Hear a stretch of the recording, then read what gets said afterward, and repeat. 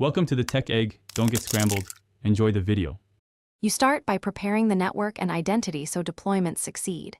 Create or pick an Azure subscription and resource group, then provision a VNet. Make an Azure Bastion subnet with at least a /27 address space. This is required for scaling.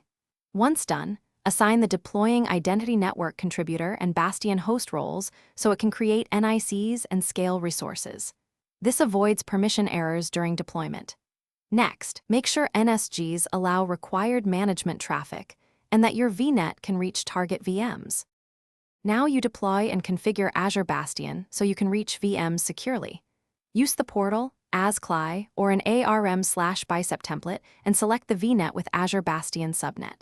Provision a standard public IP and choose availability zones for resiliency.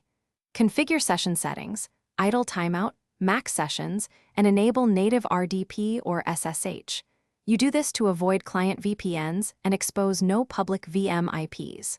Finally, link Bastion to private DNS or your jumpbox policy, so host name. You finish by connecting and validating sessions. This confirms the setup.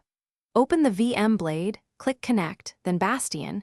You get an RDP or SSH session over TLS with no public VM IP required. Make sure NSGs and route tables allow traffic between Bastion and target VMs, and validate private DNS resolution. If sessions fail, check Bastion health, then confirm Azure Bastion subnet size, often resizing to /27 and restarting the Bastion host fixes allocation or scaling errors. That single troubleshooting step resolves most issues.